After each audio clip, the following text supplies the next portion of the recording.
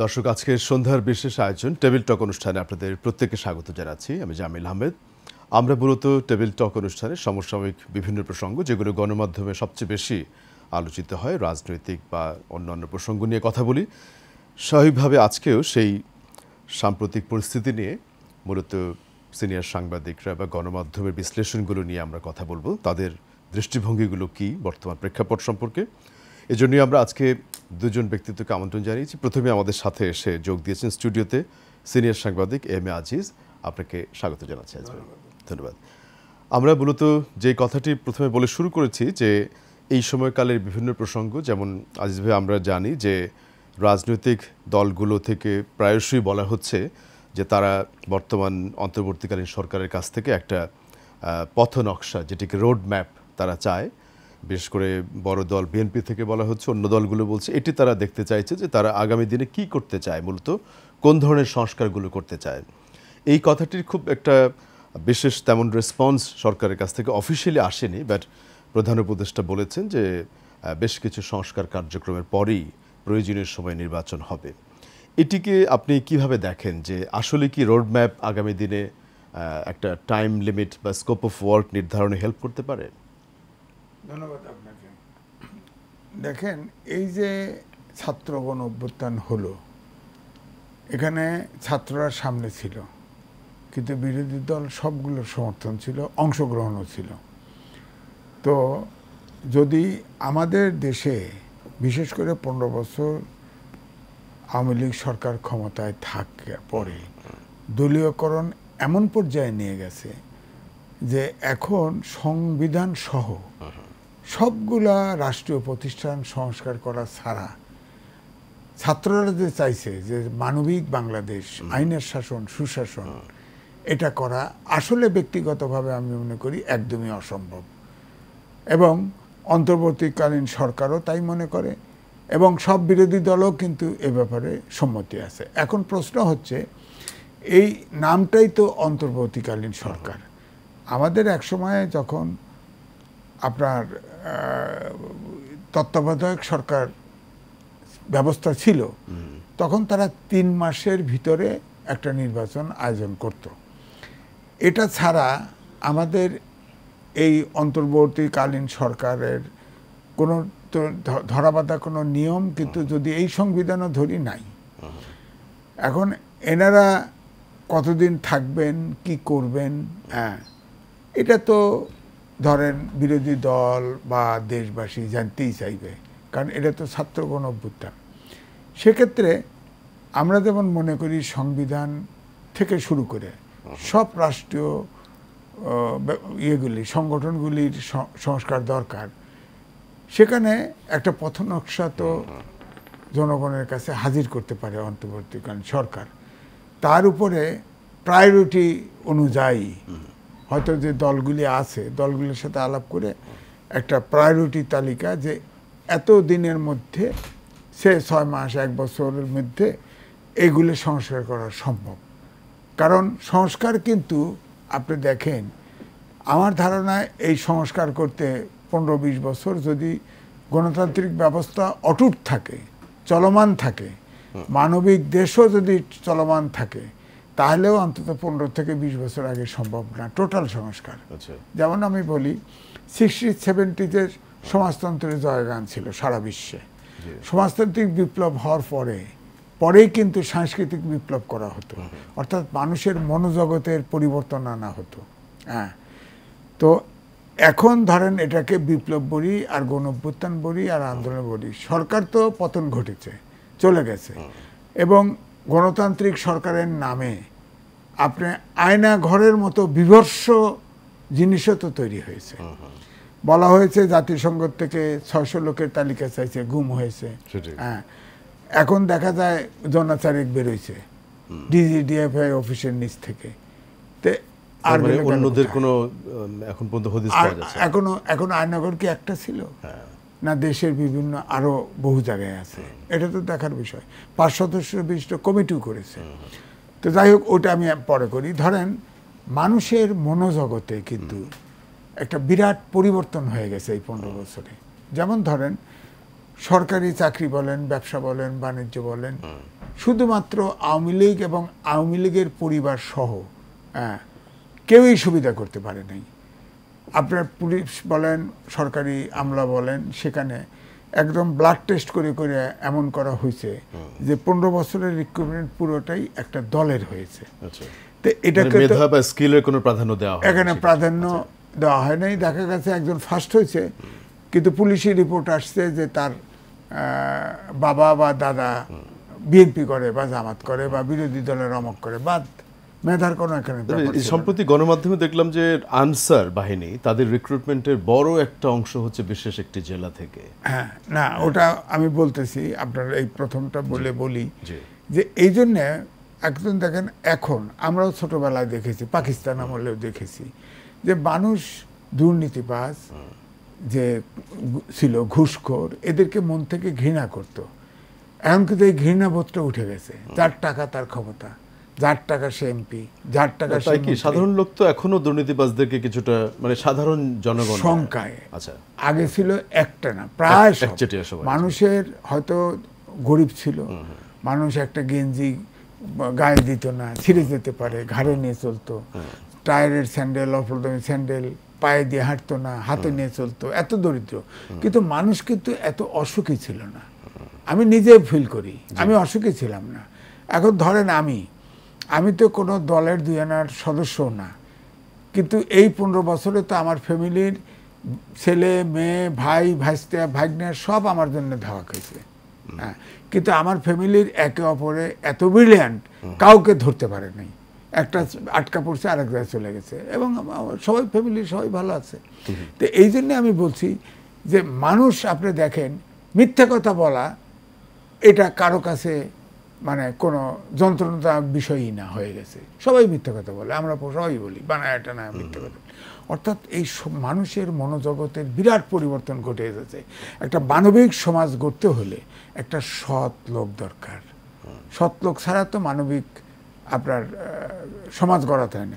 তাহলে এই মনোজগৎ যদি আপনি পরিবর্তন করতে চান, একটা গণতান্ত্রিক দেশে 15-20 বছরে যদি সরকার পরিচালিত হয়, সৎ নিষ্ঠাবান দেশপ্রেমিক লোক দিয়ে যদি চলে, মানবিক সমাজ হিসেবে চলে, হয়তো আগামী 10 বছর 15 বছর পরে এই সমাজটা একটা বিশেষ চেঞ্জ হবে না। এটা তো অবশ্যই আপনি একটা আইডিয়াল সিচুয়েশন বলছেন, কিন্তু এখন যদি স্পেসিফিক আপনি বলেন যে ধরা যাক নির্বাচন কমিশন, এর কি সংস্কার করলে আগামী নির্বাচনটি ঠিকভাবে ফ্যাসিলিটেট করতে পারবে? দেখেন, নির্বাচন কমিশনের সাথে প্রশাসন, আইনশৃঙ্খলা বাহিনী পুরো জড়িত। কারণ আইনশৃঙ্খলা বাহিনী প্রশাসন ছাড়া এবং সরকারের ইচ্ছা ছাড়া আপনার নিরপেক্ষ নির্বাচন করা সম্ভব না। এই জন্যে আমার যদি ব্যক্তিগত অপিনিয়ন ধরেন, তাহলে আমি লিখেছিও যে আনুপাতিক নির্বাচনে যাওয়া উচিত, বিশ্ব তাই যাচ্ছে। তাহলে হবে কি, আপনার এখন দেখেন আমাদের দেশে সেই 73 সাল ছাড়া সবগুলো কিন্তু এক ধরনের ওয়েস্টমিনস্টার সিস্টেমে মাইনরিটি গভর্নমেন্ট, অর্থাৎ 50%-এর নিচে ভোট পেয়ে সরকারের 100 ভাগ কর্তৃত্ব, ইংরেজিতে আছে না, উইনার্স টেকস অল, এরকম হয়ে যায়। তো সুতরাং যদি আপনি আনুপাতিক নির্বাচনে দেন, ধরেন পার্টির প্রতীকে নির্বাচন হলো, যে যত পার্সেন্ট ভোট পেল ততগুলো পার্লামেন্টে সিট পেল, হ্যাঁ, তাহলে আপনার এক ধরনের কোয়ালিশন গভর্নমেন্ট কিন্তু থাকবে। তার এক। দুই হলো, ধরেন আপনি যদি আপার হাউস এবং লোয়ার হাউস করেন, লাইক আমেরিকা বা এমনকি ভারত, আসতে পারবে, তাহলে অন্যরা আসবে। ধরেন লোয়ার হাউসে আইন পাশ করলো, এখন তো ধরেন 17-18টা আইন সংশোধন হয়েছে সংবিধানে, কিন্তু দেখা গেছে যে সরকার যখন ছিল তার পক্ষের অধিকাংশ সংশোধনী তার সুবিধা মতো করছে। কিন্তু যদি আপনি 2টা হাউস করেন, আর একটা 2টা হাউসের অ্যাপ্রুভাল লাগলে কিন্তু চেক এন্ড ব্যালেন্স গেল। সংবিধান, এই সংবিধান আপনার 72 সালের 16ই ডিসেম্বরে বাস্তবায়ন হয়েছে। এই সংবিধান যেটা হয়েছে, এই সংবিধানে আপনার এমনভাবে করা হয়েছে যে এই সংবিধানই স্বৈরাচারের জন্ম দেয়। যেমন ধরেন, যিনি যে দল ক্ষমতায় আসে সেই দলের তিনি দলের প্রেসিডেন্ট থাকেন, সংসদীয় দলের প্রেসিডেন্ট থাকেন, এবং প্রধানমন্ত্রী থাকেন। আবার সংবিধানেই দেওয়া আছে প্রধানমন্ত্রীর পরামর্শ ছাড়া প্রেসিডেন্ট সহ কেউ কিছু করতে পারবে না। তার মানে সে একছত্র ক্ষমতার অধিকারী।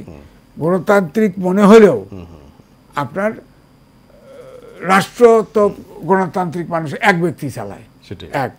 দুই হলো আমরা গণতান্ত্রিক রাষ্ট্র চাই, মানবিক রাষ্ট্র চাই, কিন্তু আপনি বলেন তো একটি রাজনৈতিক দলের ভিতরে গণতন্ত্র নেই, অথচ তারা কিভাবে মানসিকভাবেই তো তারা আপনার তাহলে এই যে রাজনৈতিক দলগুলোর মধ্যে ইন্টারনাল ডেমোক্রেসির প্র্যাকটিস, সেই বিষয়ে কি অন্তর্বর্তীকালীন সরকার বা নির্বাচন কমিশন কোনো উদ্যোগ নিতে পারে? যে আমি ব্যক্তিগতভাবে মনে করি অন্তর্বর্তীকালীন সরকার বিরোধী দলগুলোর সাথে ডায়ালগ করা উচিত। আচ্ছা। এবং ছাত্ররা যেহেতু ধরেন এই 15 বছর ধরে আপনার হত্যা, গুম, খুন হয়েছে, জেলে গেছে বিরোধী দল, কিন্তু তাদের আন্দোলনে তো শেষ পর্যন্তই স্বৈরাচারের পতন ঘটে নাই।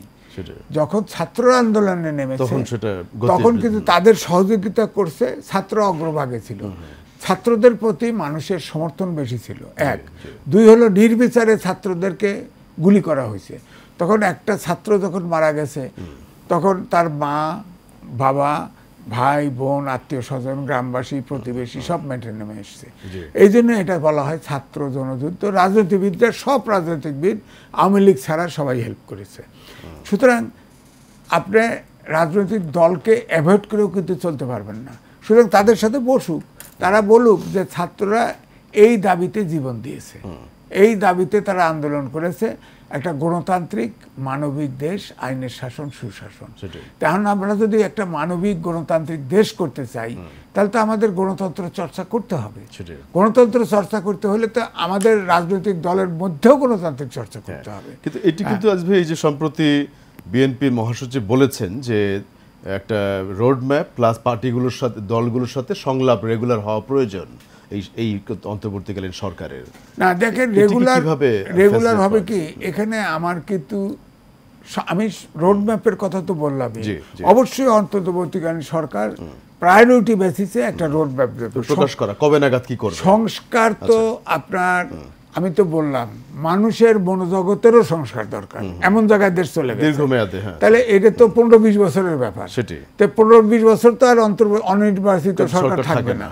তাহলে রোডম্যাপ করুক, অন্তত পক্ষে একটা নিরপেক্ষ নির্বাচন হওয়ার মতো ক্ষেত্র প্রস্তুত হয়, এমন কতটুকু সময় লাগবে সেটা আমার মনে হয় বিরোধী দলের সাথে ওই রোডম্যাপ নিয়ে আলোচনা করে ওই কয়েকটি কাজ অন্তর্বর্তীকালীন সরকার করুক, তাতে বিরোধী দল এবং আমরা জনগণ সবাই আমরা এই ব্যাপারে সহযোগিতা করা উচিত। দেশটাকে তো রাইট জায়গায় আনতে হবে।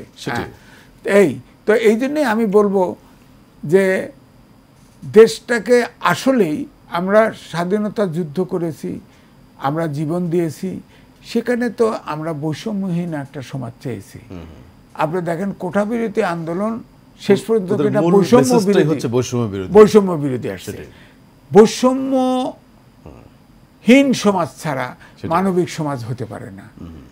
আপনার পরিসংখ্যান ব্যুরো সরকারি প্রতিষ্ঠান, তার হিসাবে সর্বশেষ হিসাবে আসছে যে 5% মানুষের হাতে 41% অর্থ সম্পদ, আর নিচের 5%-এর হাতে 0.31% সম্পদ, অর্থ সম্পদ, অর্থাৎ দরিদ্র কম, মানে 31%। সুতরাং বৈষম্যটা তো পাকিস্তান আমলের চেয়েও বেশি। পাকিস্তান আমলে যে খাওয়া পায় নাই মানুষ, তার বলা হয়েছে 22 পরিবার শোষণ করে নেয়।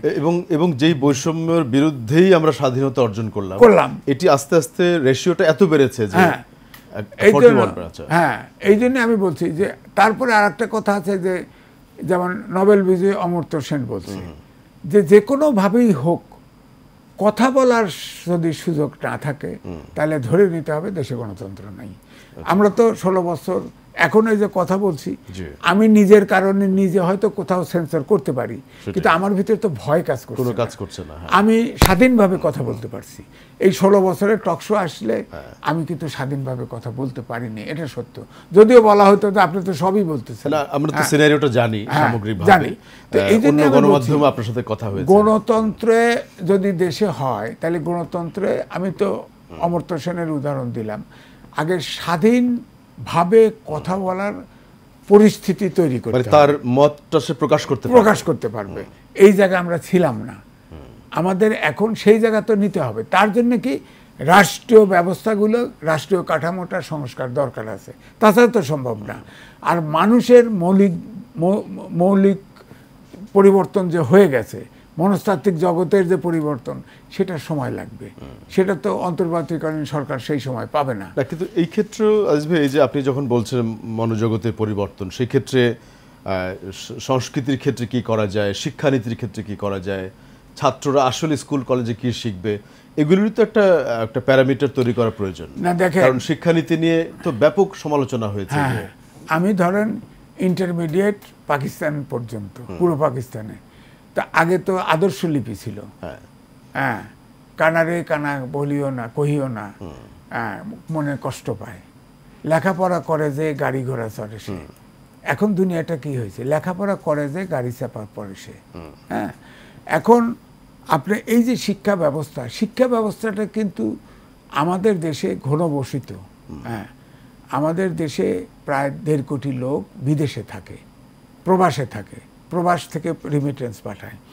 তো আমাদের এই জনশক্তি, বাংলাদেশের 13 কোটি লোককে আমরা কাজে লাগানোর মতো সক্ষমতা দেশের এই ইন্ডাস্ট্রিও নাই, কর্মশক্তিও জায়গা দেওয়ার জায়গা নেই। সুতরাং আমাদেরকে তো মানুষ কিন্তু এক্সপোর্ট করতে হবে।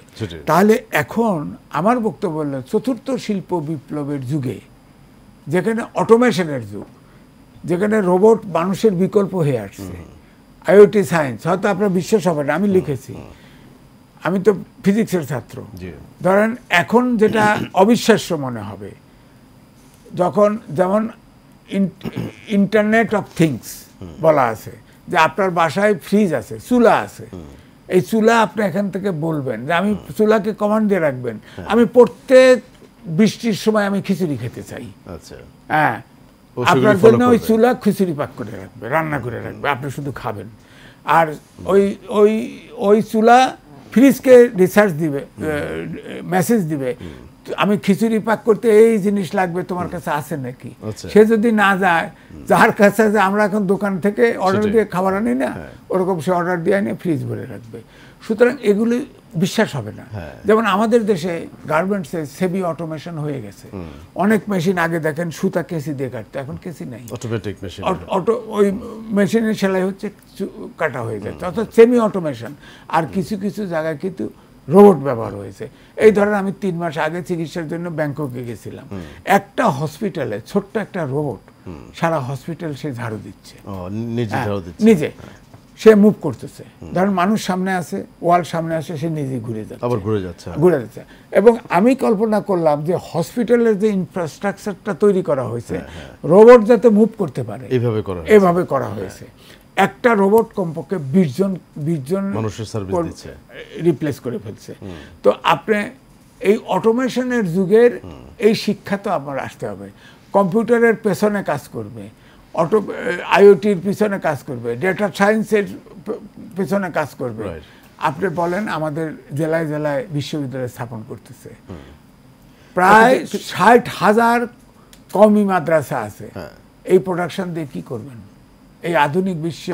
আপনি যদি প্রসঙ্গটা তুললেন, আমরা যেই স্মার্ট বাংলাদেশ বা ডিজিটাল বাংলাদেশের চিত্র এতদিন দেখেছি, এটা কতটুকু আসলে আমাদেরকে ডিজিটাল করতে পেরেছে? কারণ না, দেখেন, এই এখনই এসে ট্রাই করলাম ডাটা দিয়ে কিছু স্টোরি দেখার জন্য, আপনার এখানে কথা বলবো, আপডেট নিউজ জানার জন্য, ওপেন হয় না। তো আমরা তো ইন্টারনেট চালাতে পারি না মোবাইলে, অথচ ঘোষণা করা হয়েছে আমরা ডিজিটালাইজ হয়ে গেছি, আমরা স্মার্ট বাংলাদেশে যাব। আর স্মার্ট বাংলাদেশ আর টেক ব্যাক বাংলাদেশ, এটার অর্থ তো আমি বুঝলাম না। আমরা বাংলা ভাষায় জীবন দিলাম, বাংলা ভাষার জন্য আমরা বাংলা ভাষা, আমি আধুনিক বাংলাদেশ বা উন্নত বাংলাদেশ বললে কি হতো, সেটাই স্মার্ট বাংলাদেশ কি, আমি তো বুঝতে। এটিকে নিয়ে আমরা একটু কথা বলবো এবং আশা করছি যারা দর্শক এই অনুষ্ঠানে আছেন, এই অনুষ্ঠানে থাকবেন। আমরা আবারও বিরতির পরে ফিরে আসছি কিছুক্ষণের মধ্যে। বিরতির পরে আরও একবার স্বাগত জানাচ্ছি জামিল আহমেদ। আজকে আমাদের সাথে আলোচনায় 2 জন সাংবাদিক স্টুডিওতে আছেন। এই মুহূর্তে পরিচয় করে দিচ্ছি, প্রেস ক্লাবের সাবেক সাধারণ সম্পাদক ইলিয়াস খান আমাদের সাথে যোগ দিয়েছেন এবং ইতিমধ্যে আমাদের সাথে স্টুডিওতে আছেন এম এ আজিজ, সিনিয়র সাংবাদিক। ইলিয়াস ভাই, আপনারা বিশেষ করে প্রথম রাউন্ডে বর্তমান প্রেক্ষাপটগুলো নিয়ে, বিশেষ করে রাজনৈতিক দলগুলো যে একটা নির্বাচনী পথনকশা কিংবা রোড ম্যাপ সম্পর্কে কথা বলছে, যেটি ইন্টারিম গভর্নমেন্টের কাছে তারা চেয়েছে বিএনপির পক্ষ থেকে, এবং রাজনৈতিক দলগুলোর সাথে রেগুলার একটা সংলাপের কথাও তারা রেজ করেছে, এটা নিয়ে আমরা কথা বলছিলাম মূলত। এছাড়াও আজকে আমরা জানি যে জামাত ইসলামের পক্ষ থেকে গণমাধ্যমের সাথে একটা মতবিনিময় অনুষ্ঠিত হয়েছে। এই ধরনের ডায়ালগগুলো থেকে ইন্টারিম গভর্নমেন্ট আসলে কতটুকু রোড ম্যাপের এলিমেন্ট নিতে পারে বলে সামনের দিনে মনে করছেন?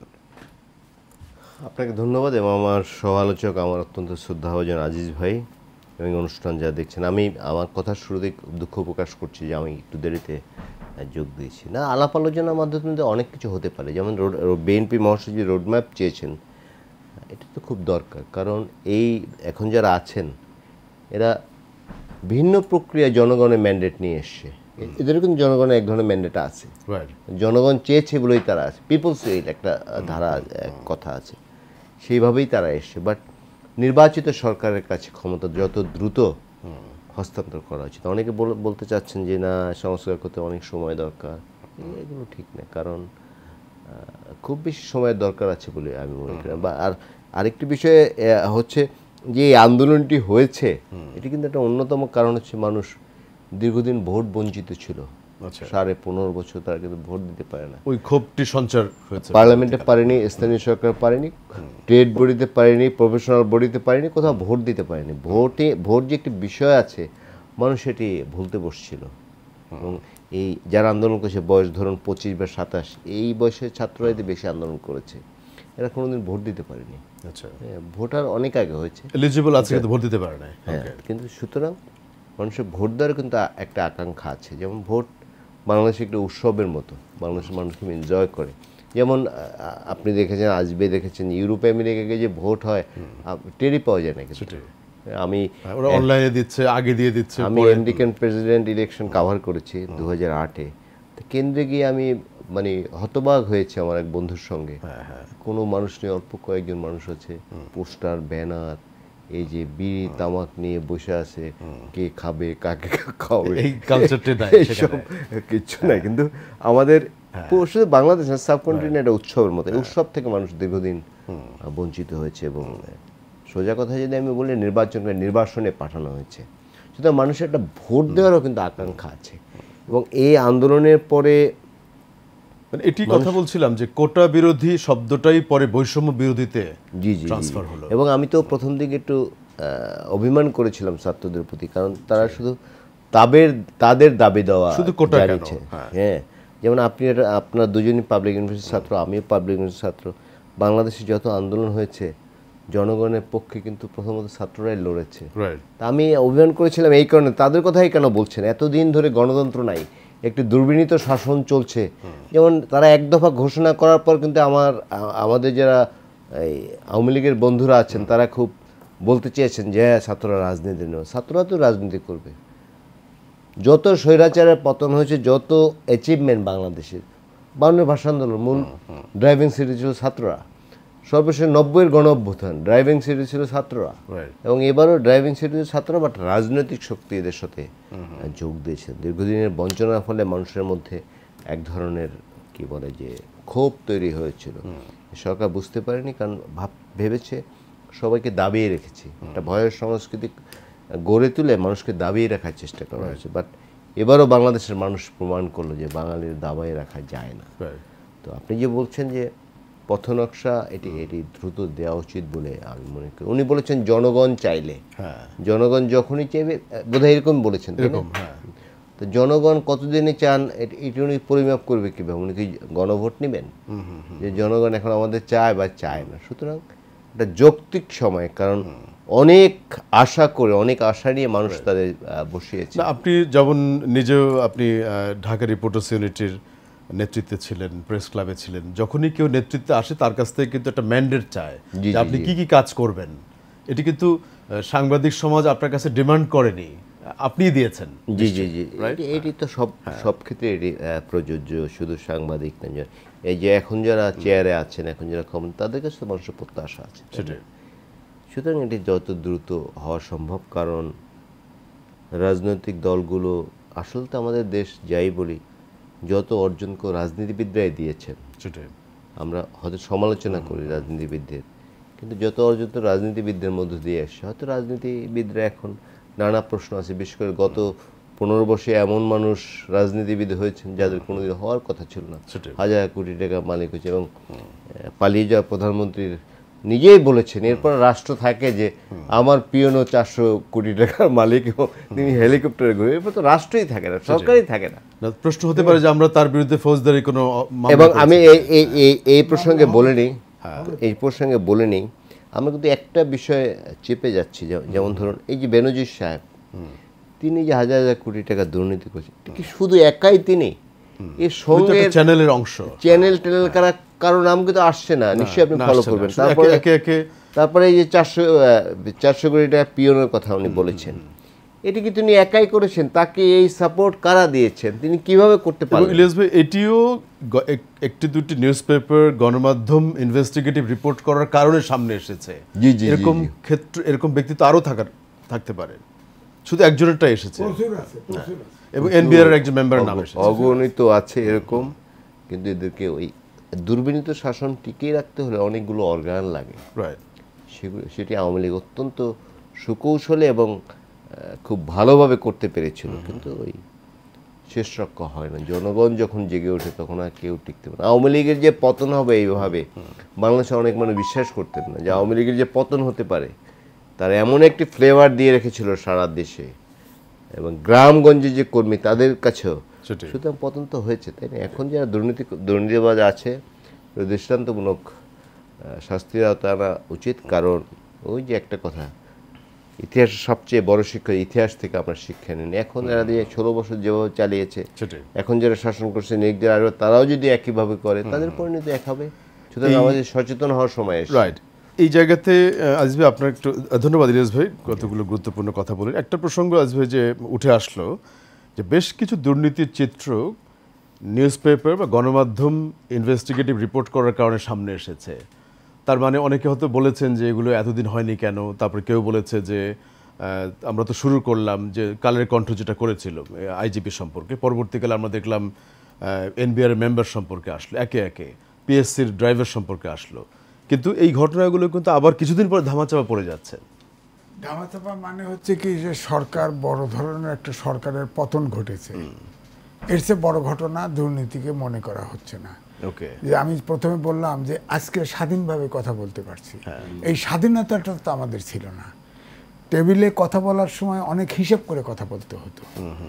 যেমন ইলিয়াস খান সাহেব যেটা বলতেছে আমার কথা মিলে গেল, একই রকমই তো বলছি। যেমন অন্তর্বর্তীকালীন সরকার এত আজীবন সংস্কার করতে পারবে না, তাদেরকে অবশ্যই রাজনৈতিক দলের সাথে কথা বলে তারা যদি প্রায়োরিটি লিস্ট করে একটা, যে কি কি সংস্কার করা প্রয়োজন, আর আরেকটা আছে বহু বছরের, যেমন মনোজগতের সংস্কার দরকার। জাতিটাকে নষ্ট করে ফেলা হয়েছে, এটা তো অন্তত 15-20 বছর লাগবে যদি সরকারগুলোর যেগুলো আসবে একের পর এক তারা যদি মানবিক সরকার হয়, গণতান্ত্রিক সরকার হয়। এই যে একজন এখন যেটা বলছি, হ্যাঁ, এই যে বললেন কালের কর্তে একটা নিউজ আসছে, এটার তো পর্দার আলোচনার ঘটনা আছে। এই নিউজটা আসছে শক্তিমান 2 হাউজের দ্বন্দ্বের কারণে। এটা যদি আমি কোথাও নিউজ দিতাম তাহলে আমি আয়না ঘরে যেতাম। রাইট, কারণ হলো এটি আমি আয়না ঘরে যেতাম। বাংলাদেশের ইতিহাসে এরকম ফুল পেজ জুড়ে কখনো আসে নাই। কারণ হচ্ছে যে এটা হচ্ছে এই সরকারের, বিশেষ করে আমি বলবো সাবেক প্রধানমন্ত্রীর 2 অলিগার্কের যুদ্ধ। তখন উনি কিছু বলতে পারেন নাই। এই যে কদিন আগেও আগুন লাগছে, মানুষ বলতেছে যে ওই গ্রুপই আগুন লাগাই দিছে, তার টায়ারের ঘরে আগুন লাগাইতে 150 লোক মিসিং। তো এই জন্য বলছি যে আমাদের দেশে কয়েকটা 8-10টা অলিগার্ক তৈরি করে ফেলছে, যারা এতই প্রভাবশালী, যাদের কথার বাইরে। যেমন সর্বশেষ বিজনেসম্যানদের সাথে যখন মিটিং হয় তখন কিন্তু বিজনেসম্যানদের বড় বড় অলিগার্ক ছিল, আপনার বক্তৃতা শুনেছেন, যে মৃত্যুর পর্যন্ত আছে, মৃত্যুর পরেও আছে, আমরা আপনাকে পরেও আছি। ব্রিটেন থেকে যদি দণ্ডিত লোক পলিটিক্স করতে পারে তাহলে জেলখানারও সবাই পলিটিক্স করতে পারবে। আচ্ছা, এই কথাগুলি এই ব্যবসায়ীদের অনেকে কিন্তু দেখা যায়নি, তারাও কিন্তু দেশ ত্যাগ করেছেন অনেকে, শোনা যায়। ব্যবসায়ী কি 926 জন স্বঘোষিত দুর্নীতিবাজ, স্বঘোষিত অপরাধী, যারা সেনানিবাসে আশ্রয় নিয়েছিল। আমি সবচাইতে আশ্চর্য হয়েছি, এর ভিতরে 5 জন বিচারপতি আছে, জাস্টিস আছে, ভাইস চ্যান্সেলর আছে, ভাইস চ্যান্সেলর আছে 10 জন। তাহলে সমাজটা ছিল কোথায়? আর স্বঘোষিত নিজেরাই অপরাধ বোধ থেকে নিজেরাই আশ্রয়, যেহেতু প্রধানমন্ত্রী, সাবেক প্রধানমন্ত্রী তার পার্টির লোকজনকে না জানা ভেঙে গেছে, তখন অসহায়ের মতো আটকা পড়ে গেছে। এদিকে আবার দেখেন ওই পরের দিন আপনার কত 6 ঘন্টা না 12 ঘন্টা বিমান চলাচল বন্ধ করে দিছে, যার ফলে কেউ বেরোতে পারে নাই। অনেকে বর্ডারে গিয়ে ফেরত আসছে, ধরা খাইছে। যেমন জাস্টিস মানিক, হেতে বর্ডারে আপনার দেখেন আপনার বেরোয় কেমনে, তাকে 2 জনের সাথে কন্ট্যাক্ট করছে সে 15,000 টাকা, 15,000 টাকা ভারতের সীমানা পার করা দিয়ে, পার করেও নিয়ে গেছে। তখন তাদের ধারণা হয়েছে এর পকেটে তো টাকা আছে, হ্যাঁ।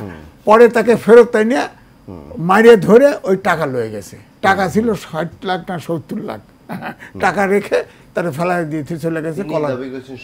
70 লাখ টাকা কিন্তু একটি সন্দেহজনক এলিমেন্ট। এতগুলি টাকা কি একজন লোক ক্যারি করতে পারে কিনা? যাই হোক, সে বলছে 70 লাখ সে যাওয়ার জন্য অন্তত পক্ষে তার নিশ্চয়ই তার চলার জন্য কিছু পয়সা তো নিয়েছিলেন, আর 1000 টাকার নোট তো ক্যারি করতে পারে, কোনো ব্যাগেও ছিল জাস্টিস বিচারপতি সাহেব। অথবা এই তো একটা কার্ড নিয়ে গেছে, ধরেন একটা কার্ডে তো সে তো ওখানে কোটি টাকা ঢুকায় নিতে পারে। সুতরাং এই জন্য আমি বলছি যে এরা তারা নিজেরা স্বঘোষিত অপরাধী। আমাদের প্রফেশনে অনেক লোক আত্মগোপনে আছে না, তারা তো আমরা জানি যারা আত্মগোপনে আছে তারা আসলেই অপরাধী। আমরা সাংবাদিক হিসেবে সাক্ষ্য দিতে পারি, এবং তারা কেন আত্মগোপনে গেল, অপরাধটা কোথায়, সেটাও তো নির্ণয় করার জন্য আমরা এই আলোচনা কন্টিনিউ করবো। একটা ছোট বিরতি নিয়ে ফিরছি। দর্শক আশা করছি আমাদের সাথেই থাকবেন।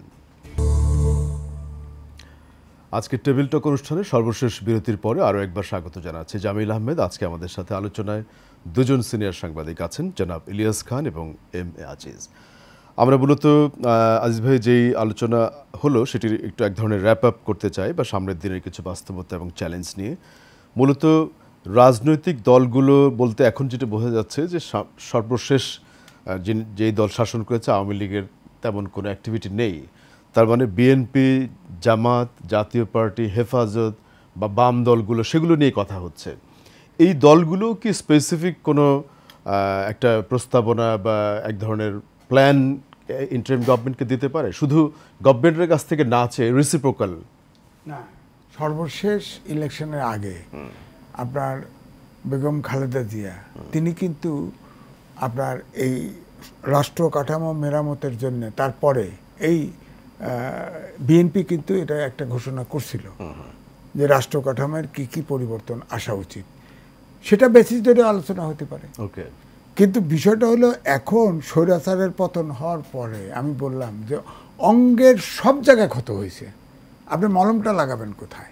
সুতরাং সংস্কার সবই দরকার, কিন্তু একটা প্রায়োরিটি লিস্ট করবেন আপনার সব খাতেই। আমি বললাম না শিক্ষা খাতে সংস্কার দরকার, আমি বলছি এটি কি রাজনৈতিক দলগুলো একটা খসড়া প্রস্তাব করতে পারে কিনা? না, সেটা আমার মনে হয় যেহেতু সরকারের অন্তর্বর্তীকালীন সরকার আছে, যে আপনারা তো পথনকশার কথা বলছেন, তাহলে আপনারা একটা পথনকশা তৈরি করে দেন, অথবা অন্তর্বর্তী সরকারই একটা পথনকশা তৈরি করে বলতে পারে আমরা একটা তৈরি করছি, আসেন আলোচনা করি। আলোচনা করে প্রায়োরিটি বেসিসে আমি বললাম যে একটা নিরপেক্ষ নির্বাচন অনুষ্ঠানের ক্ষেত্রে কোনটুকু সংস্কার করলে এটা করা যায় সেটা করে বাকিটা আপনার নেক্সট ইলেকশনে যারা ক্ষমতা আসবে তারা করবে। এটি আসবে। যেমন ধরেন বিভিন্ন উন্নত দেশে দেখা যায় যে বাজেট ঘোষণা হলে অপোজিশন পার্টি একটা শ্যাডো বাজেট দেয়, কিংবা তারা একটা শ্যাডো ক্যাবিনেট প্রস্তাব করে। এমনভাবে রাজনৈতিক দলগুলো গ্রাউন্ড ওয়ার্ক করে দিতে পারে কিনা সরকারকে, যে আমি পরিবেশ বা এনভায়রনমেন্ট সেক্টরে এই প্রস্তাবনা মনে করি। হ্যাঁ, আমাদের দেশে ধরেন সিপিডি দিয়েছিল, তাই না? বিকল্প বাজেট, আমরা বিকল্প বাজেট আমরা রাজনৈতিক দল থেকে কিন্তু দেওয়া যায় না, তারা নির্বাচনী ইশতেহার দেয়। কিন্তু বাজেট দেয় না। কারণ বাজেট হচ্ছে কি আমাদের দেশে যেটা হয় যে সরকারে থাকে বাজেট তো কারচুপি করে টাকা। ধরেন জাতিসংঘ বলতেছে এখন অ্যাজ অফ টুডে যে 16,77,000,000,000 ডলার নেট রিজার্ভ আছে খরচযোগ্য। আইএমএফ বলছে 16.7। এখন যদি বাংলাদেশ ব্যাংকে জিজ্ঞেস করতেন আমরা এই রিজার্ভ থেকে যত লোন টোন দিছে সবগুলোকে যোগ করে বলে আমার 35 বিলিয়ন ডলার আছে, তাহলে তো হইল না। আর আইএমএফ বলছে যে না, নেট রিজার্ভটা হতো প্রকৃত রিজার্ভ। হ্যাঁ, তো আপনি কি আমরা এতদিন এই 15 বছর আমরা কি নেট রিজার্ভ কোনোদিন টাকা কত আছে বাজেটটা বিরোধী দল যে দিবে সে স্কোপও তো ছিল না, কারণ বিরোধী দলের কাছে তো কোনো হিসাব নাই। পরিসংখ্যান ব্যুরো সরকারি, এরাও তো ইনফিনিটেড সব হিসাব দেয়। হ্যাঁ, এই জায়গাতে একটু ইলিয়াস ভাইয়ের কাছে আসি। বিশেষ করে ইলিয়াস ভাই, আমরা দেখলাম যে ডক্টর দেবপ্রিয় ভট্টাচার্যের কে কনভেনার করে অর্থনৈতিক সেক্টর রিফর্ম নিয়ে একটা কমিটি করা হয়েছে, কি কি করণীয়। তো এটি তো ধরেন থিঙ্ক ট্যাঙ্ক যারা তারা এক ধরনের প্রস্তাব করবে, রাজনৈতিক দলগুলো এই এক্সারসাইজটা করতে পারে কিনা আপনার কি মনে হয়? রাজনৈতিক দলগুলো অনেক করণীয় আছে। যেমন আমি একটা বলি, নির্বাচনী ব্যবস্থা যে বাংলাদেশে ভেঙে পড়েছে, এটি কিভাবে সংস্কার হতে পারে, কি করলে এই যে ভোট দখল, রাতে ভোট নেওয়া, এইসব সংস্কৃতি থেকে আমরা মুক্তি পেতে পারি, সেটি কিন্তু রাজনৈতিক দলগুলো প্রস্তাব করতে পারে। কি সিস্টেমে করলে অন্য অন্য যে সব ক্ষেত্রেই করতে পারে। যেমন প্রশাসনে আবেদ আলী ক্যাডার, একজন ক্যাডার দেখলে আমি সন্দেহ নই ইনি কি আসল ক্যাডার না আবেদ আলী ক্যাডার, ওনার মাধ্যমে আসছে কিনা। যদিও কিছু আচরণে গত আওয়ামী লীগ সরকার মানে আবেদ আলী ক্যাডার কিছু আমরা এমনি বুঝেছি, উনি বলেন স্বীকার করেনি, কিন্তু তিনি মঞ্চে উঠে নৌকার পক্ষে ভোট চাচ্ছেন, তিনি জয় বাংলা জয় বঙ্গবন্ধু স্লোগান প্রশাসন একটা চাকরি থাকা অবস্থায় এটা করতে পারে না, সেটা কোনো দলের পক্ষে কোনোভাবেই পারে। এরকম কিন্তু আমরা অনেক দেখেছি, ডিসি সাহেব, এসপি সাহেব দেখেছি, এবং ওসি সাহেব বলছে আমি ওতবদ্ধ রাজনীতি না, চিফ জাস্টিস এরা বলছে ওই কি যেন নাম, আরে নর্থ বেঙ্গল বাড়ি, আচ্ছা কবির বিন আনওয়ার, এনায়েতুর রহিম উনি বলেছেন। এবং চিফ জাস্টিস ছাত্রলীগ থেকে তলোয়ার উপহার নিয়েছেন। আচ্ছা আচ্ছা, এবং ছাত্রলীগ যে ওনাকে ফুল দিয়ে আসে, সঙ্গে তলোয়ারও দিয়ে আসে। এই ধরনের যেমন বিচার ব্যবস্থা সম্পর্কে আমরা জানি, বিচার ব্যবস্থার সংস্কার কীভাবে হতে পারে, এখন আমি নিঃসন্দেহে দাবি করতে চাই বা আমরা বিশ্বাস করি যে বিচার অঙ্গনে অনেক ভালো মানুষ আছেন। সেটাই আমরা যাদের কথা, যেমন খুনের মামলা আসারি নাকি বিচারক হয়েছে, চিফ জাস্টিসের দরজা ভেঙেছে উনিও বিচার এইগুলো শুধু, যেমন আমি দুই একজনের নাম, যেমন ঢাকা বিশ্ববিদ্যালয় আমাদের অল্প সিনিয়র ছিলেন, ডাইরেক্ট সরাসরি ছাত্রলীগ করতেন, এবং একজন ছিলেন আমাদের ছাত্রলীগের সভাপতি ছিলেন, তিনিও বিচারপতি। যোগ্যতা থাকলে অপরাধ নাই, বাট এই ধরনের পদে এরকম ডাইরেক্ট দলীয় লোক দেয়, দৃষ্টিকটু লাগে, এরকম যেন না হয়। হয়তো তারা ভালো বিচারক হতে পারেন, তবে তবুও জনমনে পিপলস উইল ক্রিয়েট এর একটু সরকারকে গুরুত্ব দেওয়া উচিত। যদিও এই গত সরকার যে 15.5 বছর ছিল, জনগণের ইচ্ছে ছিল তারা কোথাও কোনো তোয়াক্কা করে না, তার গায়ের জোরে শাসন। একটি রাষ্ট্র যে মানবিক হতে পারে সেটি মানুষকে ভুলিয়ে দিয়েছিল। আপনি মনে আছে নিশ্চয়ই আমাদের যে আজকে যে আন্দোলন করছে শিক্ষার্থীরা, এরা কিন্তু 18 সালে একটা আন্দোলন করেছিল। সেই সময় কোটা নিয়ে কথা বলে, হ্যাঁ না সেটা ছিল ওই সড়কের শৃঙ্খলা, সড়কের শৃঙ্খলা। কেন ইমাজিন যে এই ক্লাস 8-9 ছেলেদের এই ছাত্রলীগ হেলমেট বাহিনী ছিল, হেলমেট পরে এই ছাত্রদের আন্দোলন দমন করেছিল। হ্যাঁ, কিন্তু এই রাষ্ট্রে এগুলো হয়েছে। সুতরাং এসবের অবসান হওয়া উচিত। রাজনৈতিক দলগুলোর সাথে যারা এখন সরকার আছে আলাপ করতে পারে, আলাপ আলোচনার মধ্যে তো অনেক সমাধান হতে পারে, তাই না? না, যদি রাজনৈতিক দলগুলোর মধ্যে তো অনেক জ্ঞানী লোক আছেন, অনেক গুণী লোক আছেন, অনেক ভালো লোক আছেন, তারা যদি সরকারকে ভালো পরামর্শ দেয় সরকার সেটা গ্রহণ করতে পারে, আর যদি দ্বিমত পোষণ করে সেটাও বলতে পারে। বাট আমি ওই কথায় ফিরে যাই যে আমি সংস্কার, এই রাষ্ট্রতে সংস্কার করা বহুদিন দরকার। কারণ প্রতিটা গ্রামে প্রতিটা ক্ষেত্রে, কালকে আমার এক বড় ভাই ছিলেন, তিনি একটি কলেজের শিক্ষক, তিনি বলেছেন শিক্ষাঙ্গনে যে কত দুর্নীতি আছে এটি এবং উনি এই টার্মটি ইউজ করে যে পুলিশের চেয়েও বেশি দুর্নীতি শিক্ষাঙ্গনে, এটি অনেক মানুষ কিন্তু জানে। হ্যাঁ, মানে আমরা তো সাম্প্রতিককালে এক্স শিক্ষামন্ত্রীর আমলনামা দেখলাম যে কি ধরনের সংস্কার অনেক কিছু করার আছে। কারণ বিশেষ করে আমলাতন্ত্রকে এমনভাবে ক্ষমতায়িত করা হয়েছে, এইটি সুযোগ থাকলে আমাদের বলা উচিত। দেশের সবাই কিন্তু এখন আমলা হতে চায়, আমাদের ডাক্তার দরকার নাই, ইঞ্জিনিয়ার দরকার নাই, তারপরে কূটনীতিক দরকার নাই, কোনো কিছু দরকার নেই, সবাই শুধু আমলা হতে চায়। নিশ্চয়ই আপনি দেখবেন যে পুলিশের বড় বড় কর্মকর্তা বা প্রশাসনের বড় বড় অনেকে আছে ডাক্তার, ইঞ্জিনিয়ার, হওয়ার কথা না, ব্রেইন ড্রেন এক ধরনের, তাই না? শুধু এসব দিকে নজর দেওয়া উচিত। রাষ্ট্রযন্ত্র যদি মোটামুটি ঠিক চলে, জনমনেও স্বস্তি আসবে। এখন কিন্তু নানা ধরনের আন্দোলন শুরু হচ্ছে, যেমন এই জানসার আন্দোলন করবে 42,000, এবং সব কিন্তু তাগড়া তরুণ, এবং এরা কিন্তু বিশেষ জেলার রিক্রুটেড, অনেক বিশেষ জেলার রিক্রুটেড, এবং তারা কিন্তু 15.5 বছরের কোনো দাবি জানায় না। হঠাৎ করে এই 16 দিনের সরকারের কাছে দাবি জানাতে হলো, এগুলো কিন্তু টার্গেটেড, এবং তারা দুজন উপদেষ্টাকে অবরুদ্ধ করে রেখেছে, সেখানে তো গুলি হতে পারতো, তাই না? এটাতে রাষ্ট্রের অবস্থা কী হতো?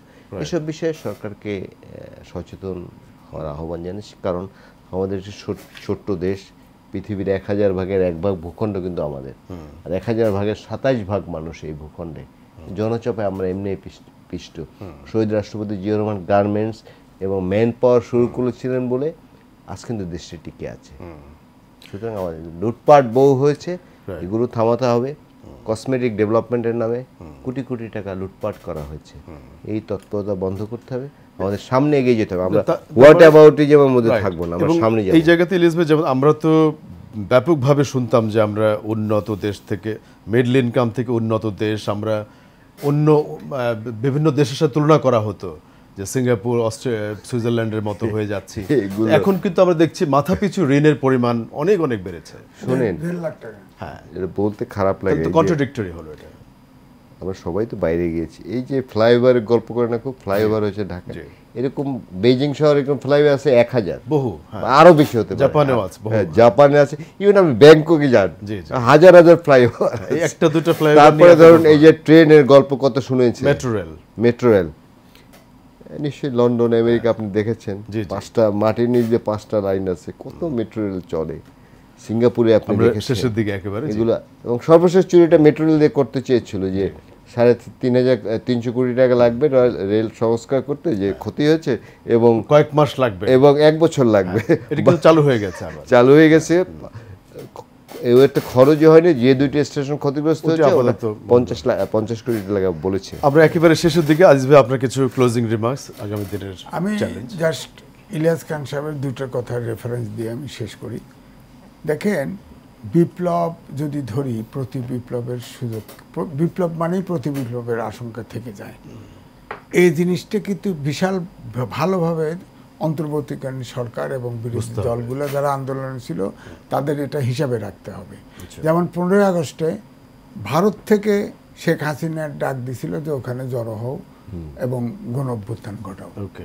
1, 2, এই চিফ জাস্টিস, যে ইমিডিয়েট চিফ জাস্টিস যেটা বাতিল করা হলো, সে সব বিচারপতিকে ডাকছিল বিচার বিভাগে কু করার জন্য, যে এই অন্তর্বর্তীকালীন সরকার অবৈধ ঘোষণা করতে। ছাত্ররা দুটোই রুখেছে। আনসার যেটা বলা হয়েছে, প্রেস ক্লাব থেকে বেরোনোও যায় না, ঢোকাও যায় না। আমি পুরো জায়গায় তো নোংরা করে ফেলছে। আমি একজন আনসারকে জিজ্ঞেস করলাম যে আপনারা যে এই যে প্রায় 10-15 হাজার আনসার আসছেন, আপনারা হোটেলে থাকেন, হোটেল ভাড়া দেয় কে? পান কোথায়? কথা বলে না। আপনার শরীরে যে এই যে চকচকা নতুন ড্রেস, এই ড্রেস পেলেন কোথায়? আপনার এর অর্ধেক ছিল নতুন ড্রেস, অর্থাৎ তাদেরকে হায়ার করা হয়েছে। ওই আনসারে তো টাচ করা হয় না। আনসারের রিক্রুটমেন্টও তো ওয়ান সাইডেড হয়েছে। তো আপনি খেয়াল করেন, তারপরে তারা সচিবালয়ে ঢুকে গেছে, ঢুকে 2 জন অ্যাডভাইজারকে আপনার করছে, অলমোস্ট বন্দি করে ফেলছে। এরপরে ছাত্ররা যখন আসছে সেখান থেকে গুলি করছে, আর্মি আসছে, আর্মি আসার পরে দাবি কিন্তু মানা হয়েছে, বলছে যে ঠিক আছে, তোমাদের যে 6 মাসের যে রেস্ট ব্যবস্থা আছে এটা বাতিল করা হলো, আর যে করা হয় কি স্বায়ত্তশাসন না কি জাতীয়করণ চাইছো, এটা কমিটি করে দেওয়া হয়েছে, তারপরে আইনসভায় দেখা হবে, দাবি মানা হলো।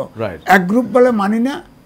আমরা এই অনাকাঙ্ক্ষিত পরিস্থিতি থেকে উত্তরণ চাই, এবং যেটি ইলিয়াস খান এবং এম এ আজিজ বললেন, আগামী দিনের বাস্তবতাগুলো নিয়ে আমরা আবারও ভবিষ্যতে কথা বলবো। আজকের এই আলোচনায় যোগ দেওয়ার জন্য দুজনকে ধন্যবাদ, এবং দর্শক যারা আমাদের সাথে ছিলেন আপনাদেরকে ধন্যবাদ। আমরা আবারও অন্য কোনো বিষয়ে ভবিষ্যতে কথা বলবো। সে পর্যন্ত ভালো থাকবেন, এই আশাবাদ জেনে এখানেই শেষ করব।